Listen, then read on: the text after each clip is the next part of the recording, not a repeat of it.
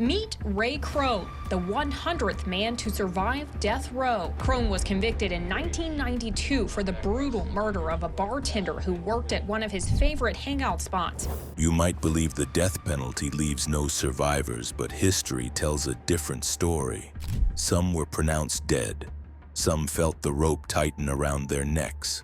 Others awoke on cold steel tables, breathing when they were never meant to. So what happens after that? This is the story of death row inmates who survived execution. Kenneth Smith. In Alabama's death chamber, Kenneth Smith became the subject of an experiment no one had ever survived. In late 2022, Smith, a convicted hitman, found himself at the heart of a controversy that would soon make history. There's already growing protests over that execution. Groups, as you see right here against it, will be in Montgomery all week long. He had petitioned the state of Alabama to end his life by flooding his lungs with pure nitrogen, a method never before attempted. In the mid-1980s, he was hired by preacher Charles Sennett, a man consumed by debt and desperation. Sennett wanted his wife, Elizabeth, dead so he could claim her life insurance and climb out from under the weight of his financial ruin. For $11,000 each, Smith and another man, John Parker, agreed to the job. But the crime unraveled quickly. Elizabeth was murdered, suspicion fell on her husband, and soon Smith was caught. Sennett himself took his own life days later, leaving Smith to face trial alone. By 1989, Smith was sentenced to die. For 33 years, he sat on death row, waiting. Then in November of 2022, his execution date arrived. The state is prepared to kill him by lethal injection. But what happened inside that chamber turned into a scene of torment. The three-person execution team could not find a vein. Over and over, they jabbed his arms, his hands, even his muscles. Smith later described the ordeal as feeling like an inverted crucifixion. At one point, guards tilted the gurney so that his feet pointed to the ceiling while his head hung toward the floor. His blood smeared the team's gloves and masks as they punctured him again and again. After 4 excruciating hours, the attempt was abandoned, and Smith, still alive, was returned to his cell. That night, Alabama joined the rare group of states where a condemned man walked out of the death chamber breathing. His lawyers called the event torture. Many wondered if the state had permanently botched its chance to carry out the execution. But Alabama had other plans. Less than a year later, in August 2023, officials announced a new strategy. They would use nitrogen hypoxia. Critics not only oppose his execution, but are outraged by the new method, untested on humans, nitrogen hypoxia. A method that had never been tried in the United States. The theory was chillingly simple. Replace all the oxygen in a prisoner's lungs with nitrogen until the brain shuts down. Supporters of the method called it painless. Opponents said it was an experiment on a human being. On January 25, 2024, Smith was strapped once again to the gurney. He was 58 years old. A white sheet covered him from the chest down. Straps tightened across his torso. Through a mask muffling his voice, he gave his final words. Tonight, Alabama made humanity take a step back. I leave with love, peace, and light. I love you all. Thank you for supporting me. Then the gas began to flow. Witnesses watched as Smith shook violently, his body thrashing against the restraints. The process dragged on for about 25 minutes.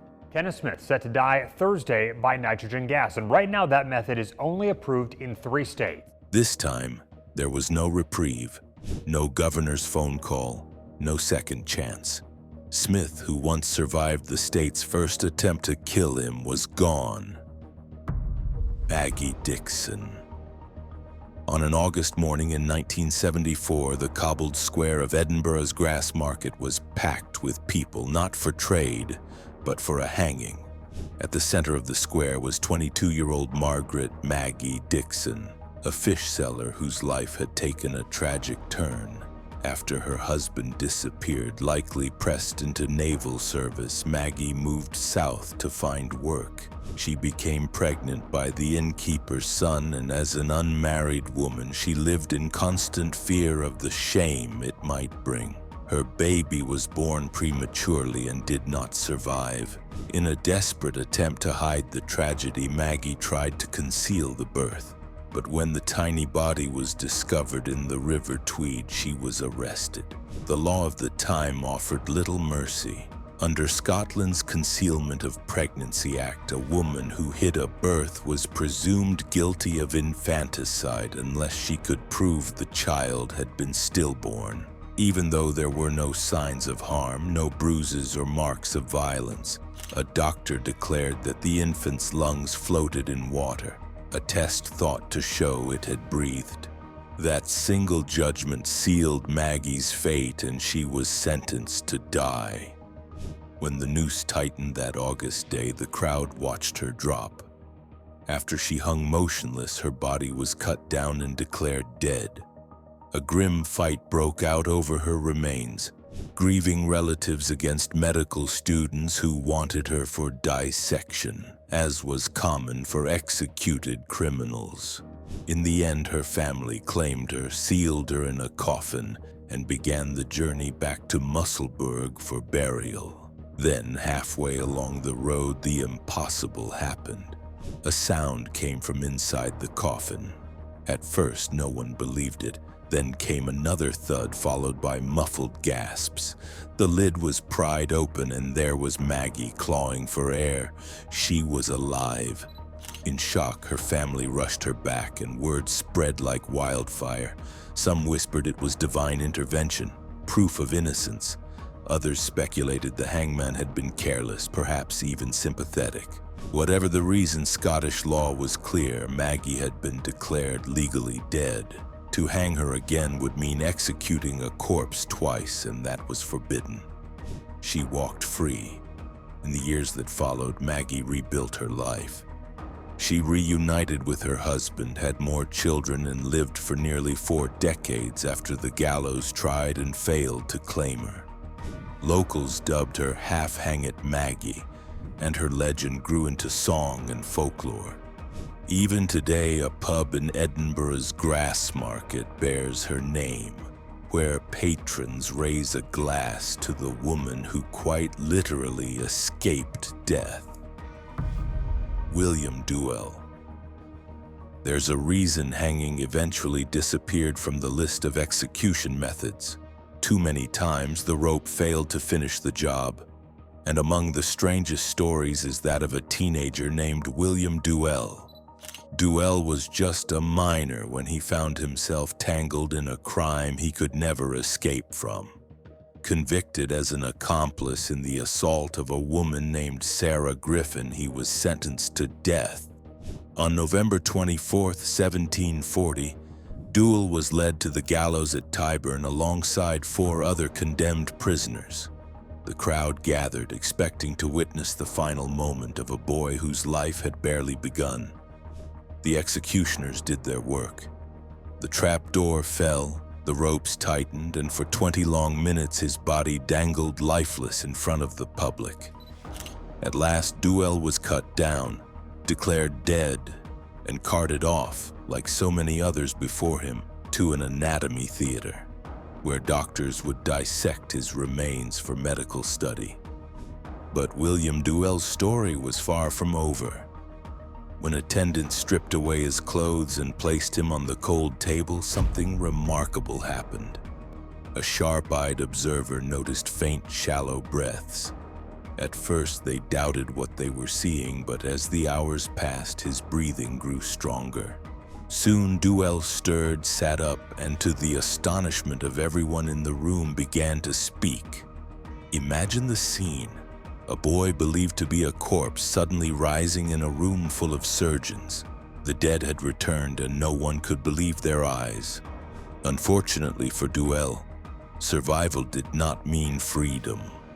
Word reached the authorities quickly, and instead of being celebrated, he was returned to prison that very night. Doctors later explained that the rope's pressure had caused a kind of delirium, leaving him with no memory of his hanging. By the following day, he had fully recovered, physically at least. But outside the prison walls, news of his miraculous survival spread like wildfire. Crowds began to whisper that it was an act of God, a sign that this boy was not meant to die. Public sympathy swelled, and eventually officials relented. His death sentence was commuted not to freedom but to penal transportation, a fate that sent him into exile in the American colonies. William Duell never returned to England. He settled in Boston, where he lived out the rest of his life quietly, reportedly dying around 1805. Alan Eugene Miller. Tonight about a story that's being watched all over the state. Live now with an update on the planned execution of a convicted murderer. On a late September evening in 2024, inside Alabama's Holman Correctional Facility, Alan Eugene Miller lay strapped to the gurney. With a mask strapped firmly over his face, he was set to take his final breaths through nitrogen gas. But Miller's path to this moment began long before that night.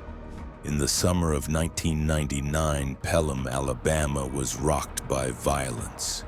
Miller, then a delivery driver, walked into his workplace with a .40 caliber Glock and unleashed gunfire. Two co-workers, Lee Holdbrooks and Christopher Yancey, were gunned down. Minutes later, he drove to another job site and shot his former supervisor, Terry Jarvis. In total, 3 men were dead, their lives cut short in brutal fashion. When officers finally caught him on a roadside, it took 4 men and multiple sets of handcuffs to restrain him. Witnesses recalled Miller's paranoia. He believed his co-workers were spreading rumors about him, and psychiatrists would later diagnose him with severe mental illness. Testimony indicated that Miller was delusional and believed his co-workers were spreading rumors about him. Still, the jury returned a death sentence in the year 2000. But the state's first attempt to end Miller's life in September 2022 unraveled into chaos. For close to an hour, prison staff struggled to pierce his skin, jabbing again and again. By the time the clock struck midnight, Miller was battered, shaken, and still breathing. 2 years later, on September 26, 2024, Miller was escorted back into the chamber. His final meal had been hamburger steak with a baked potato and fries. His last words were brief but haunting, a quiet insistence that he did not deserve to be there. When the nitrogen began to flow, witnesses described his body jerking violently, straining against the restraints as he gasped for air. The struggle went on for several minutes before it began to fade. At 6:38 that evening, Alan Eugene Miller was pronounced dead. Officials claimed everything went according to plan. As of last night, nitrogen epoxy as a means of execution is no longer an untested method. It is a proven one. Yet to those who watched, it looked less like a controlled medical procedure and more like a man suffocating under the state's hand. Miller's execution marked the 1,600th carried out in the United States since the 1970s. Doyle Lee Ham. Doyle Lee Ham endured this uncertainty while confined on Alabama's death row. His crime dated back to 1987 when a motel clerk named Patrick Cunningham was murdered during a robbery. To prosecutors, the case seemed open and shut. Doyle confessed and the jury sent him to death row. But the years that followed painted a far more complicated picture. Doyle had grown up in chaos, the 10th of 12 children in a family where jail time was a rite of passage. By the time he was 20, he was already behind bars. And decades later, as he waited for the state to carry out its verdict, he was no longer the same man. An execution is set for 6 this evening at Holman Prison in Atmore. He was terminally ill, ravaged by stage 4 cancer. His veins collapsed from chemotherapy and years of drug use. Yet Alabama pushed forward. On the evening of February 22, 2018, Doyle Ham was strapped to the gurney at Holman Correctional Facility. The clock was ticking toward midnight, the deadline for his execution. What happened over the next 2.5 hours was not justice. It was something else entirely. Executioners jabbed at his body multiple times, his ankles, his groin, his legs, 11 punctures in all. One needle pierced his bladder, another may have struck his artery. Blood pooled beneath him as Doyle lay strapped down, wishing for death just to end the pain. But midnight came, and the death warrant expired. Against all odds, Doyle Ham walked out of the chamber alive, one of the very few inmates in United States history to survive a botched execution. The aftermath was explosive. Human rights groups called it torture. Medical experts said it was inevitable. Alabama quietly struck a deal they would never try again. Doyle would serve out the rest of his days in prison. And 3 years later, cancer did what the state could not. He died at 64. Alva Campbell.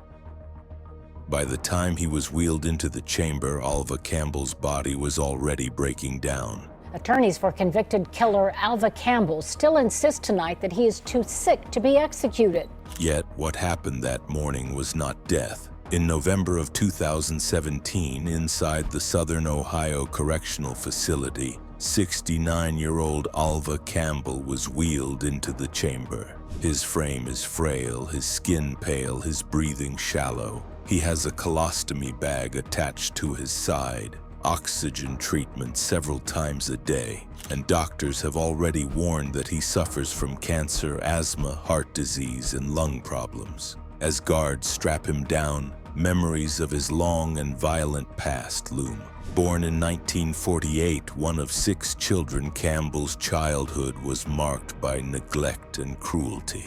His father was institutionalized after brutally abusing his daughters. His mother bartered her children for alcohol and money. At one point, the siblings were so desperate that they begged strangers in bars for food. Alva grew up on survival alone, bouncing between foster homes and detention centers until crime became his only compass.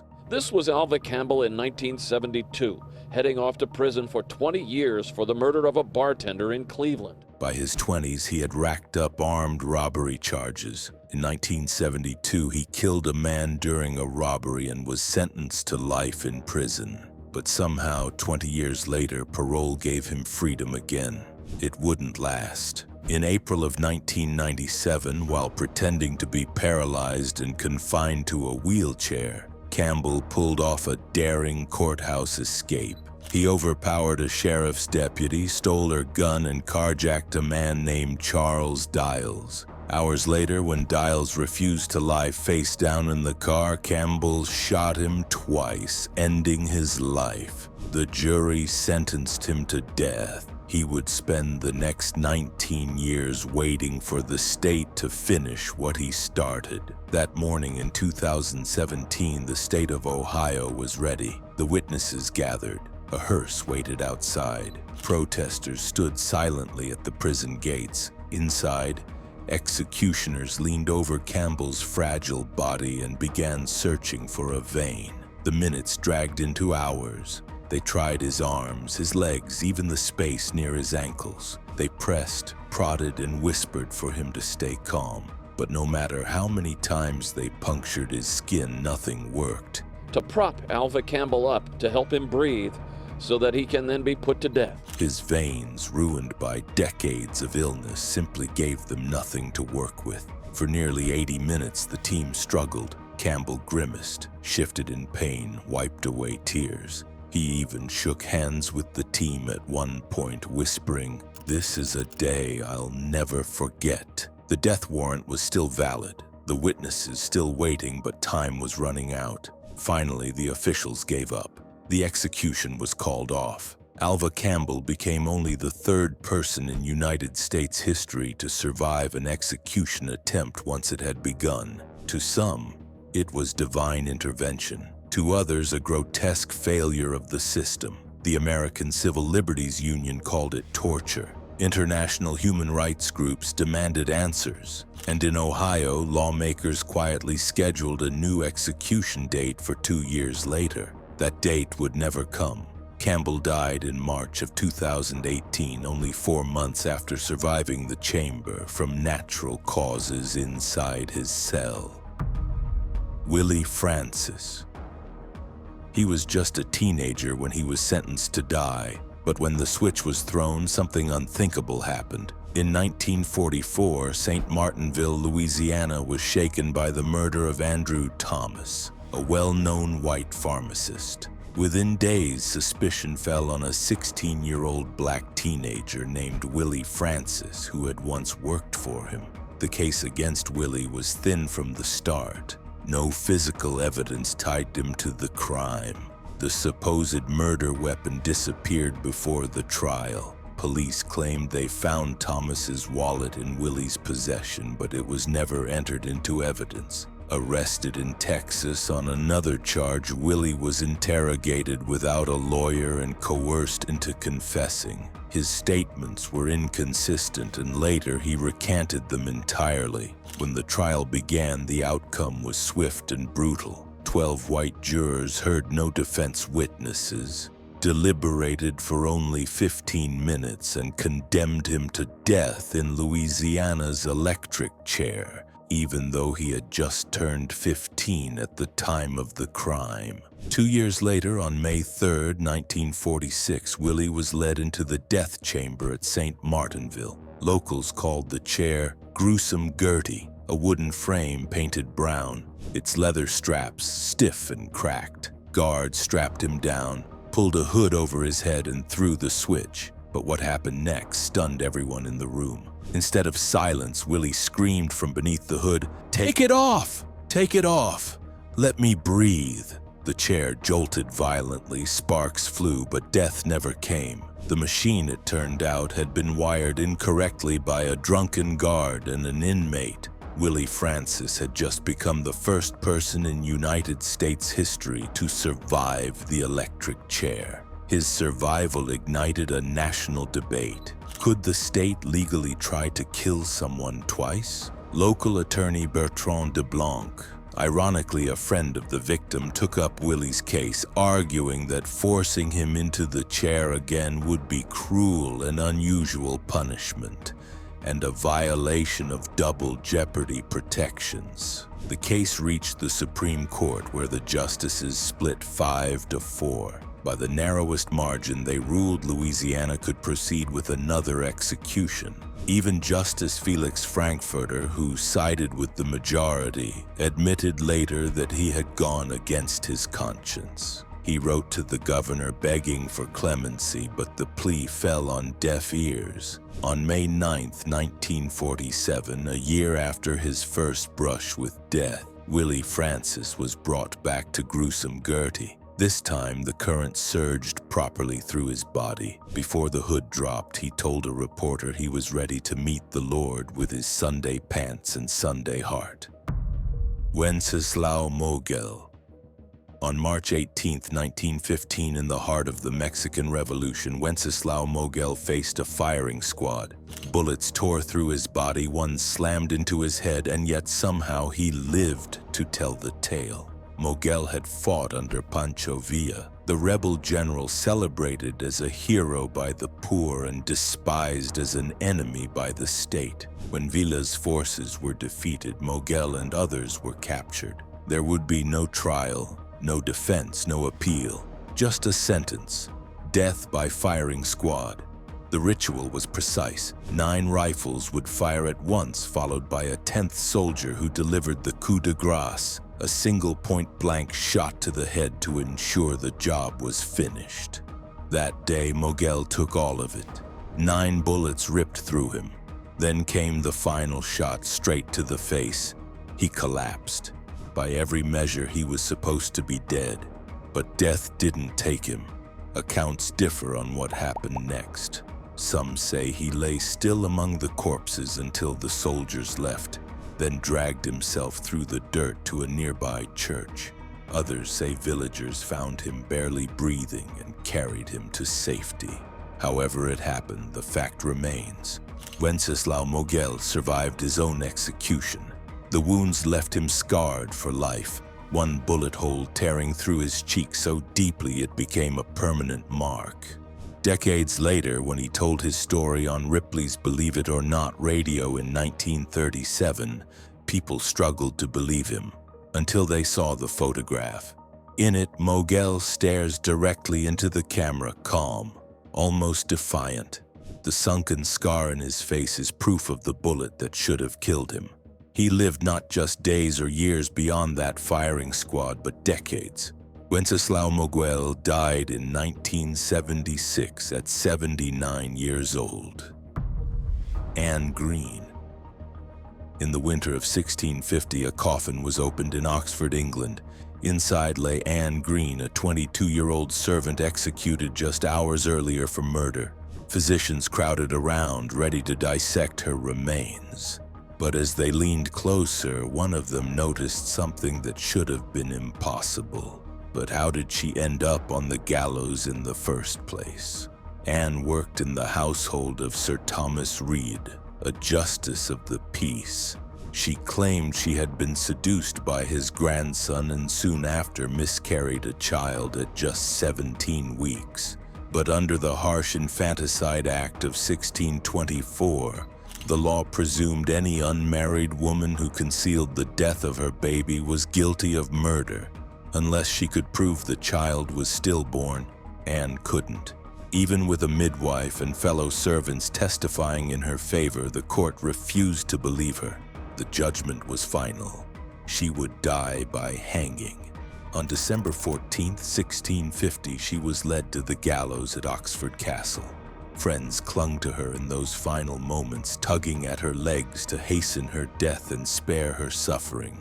A soldier even struck her with his musket to speed it up. For half an hour, Anne hung there before being declared dead. Her body was then handed over to Oxford physicians for dissection. But the story didn't end there. When doctors William Petty and Thomas Willis opened her coffin, they realized her body still carried life. With the help of two colleagues, they worked furiously. They rubbed her limbs, poured hot spirits down her throat, drew blood, and even blew tobacco smoke into her body. The crude resuscitation methods of the time. She was placed in a warm bed beside another woman to share body heat. Hours later, Anne began to stir. Soon she spoke. 4 days after her hanging, she was eating solid food. Within a month, she had fully recovered. She remembered nothing of the execution. News of Anne's survival raced through the community, stirring shock and wonder. To many, it was no accident but a divine sign, clear proof that she had been innocent all along. The timing seemed almost providential. Sir Thomas Reed, the very man tied to her downfall, died just 3 days after her execution. With him gone, there was no one left to dispute the belief that she had been wrongly condemned, and soon after, Anne was granted a full pardon. Not everyone was pleased. Pamphlets circulated claiming some officials wanted her dragged back to the gallows to finish the job. But the public outcry was too great. Anne walked free. She married, had 3 children, and lived for more than a decade after her supposed death, until about 1659. Her case became one of the earliest recorded examples of resuscitation after hanging, influencing medical science for centuries. But for many, it meant something more. Rommel Broom. 18 needle pricks, 2 hours of agony, and a man who was supposed to die walked out of Ohio's death chamber still breathing. On September 15, 2009, the state of Ohio prepared to execute Rommel Broom. Strapped to a gurney inside Lucasville's death chamber, he was expected to take his final breaths by lethal injection. But what followed over the next 2 hours would mark one of the most shocking failures in American execution history. Born in Michigan in 1956, he moved to Ohio with his mother as a child. Trouble found him quickly. By his late teens, arrests piled up. Car thefts, robberies, assaults. Prison became a revolving door.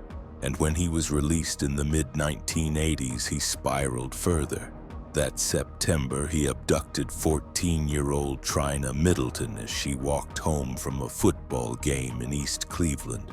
She was taken advantage of and murdered, a crime that left the community devastated.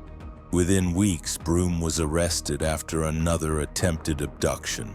By 1985, he was convicted and sentenced to die. Decades later, that sentence was supposed to be carried out. But inside the chamber, the team charged with ending his life failed again multiple times. Needles pierced his arms, his legs, and even grazed bone. Veins collapsed. Saline lines blew out. Broom cried out, flinching, finally covering his face with both hands as he broke down in tears. After 18 failed attempts, the governor called it off. For the first time in Ohio's history, a condemned man left the execution chamber alive. His ordeal sparked legal battles that stretched for years. His attorneys argued that forcing him to face another execution would amount to cruel and unusual punishment, even double jeopardy. The courts disagreed, and Ohio set a new date for 2022. But fate intervened first. On December 28, 2020, Rommel Broom died in his cell, not by lethal injection, but from complications of COVID-19 at the age of 64. In the end, the state never succeeded in carrying out his death sentence. Rommel Broom. John Lee. The gallows in England had claimed many lives before, but on a cold morning in 1885, they faced the man they could not hang. On February 23rd, inside Exeter Prison, the noose was prepared, the trapdoor tested, and John Lee stood ready to meet his fate. But when the executioner pulled the lever, nothing happened. He tried again, still nothing. A third time, and the door refused to budge. 3 attempts, 3 failures. Afterward, inspectors found a simple misalignment, a hinge stuck in place. But in that moment, it felt like divine intervention. Even the prison doctor refused to continue, and the execution was called off. From then on, John Lee carried a new title, the man they couldn't hang. Lee had been condemned for the murder of Emma Keyes, the wealthy woman who once employed him. But the case against him was weak. No witnesses, no physical evidence, just circumstantial claims and a reputation that made him an easy target. The failed execution changed everything. Doubts spread. Could he have been innocent all along? The Home Secretary commuted his sentence to life, and after more than 20 years in prison, Lee was released in 1907. Freedom turned him into a phenomenon. He toured the country, told his story on stage, even appeared in a silent film. His later years, though, became a mystery. Some say he died poor in an English workhouse. Others believe he started over in America under the name James Lee, living until 1945. Whichever ending you accept, one fact remains. John Lee walked to the gallows and lived to tell the tale. Thanks for watching. See you in the next one.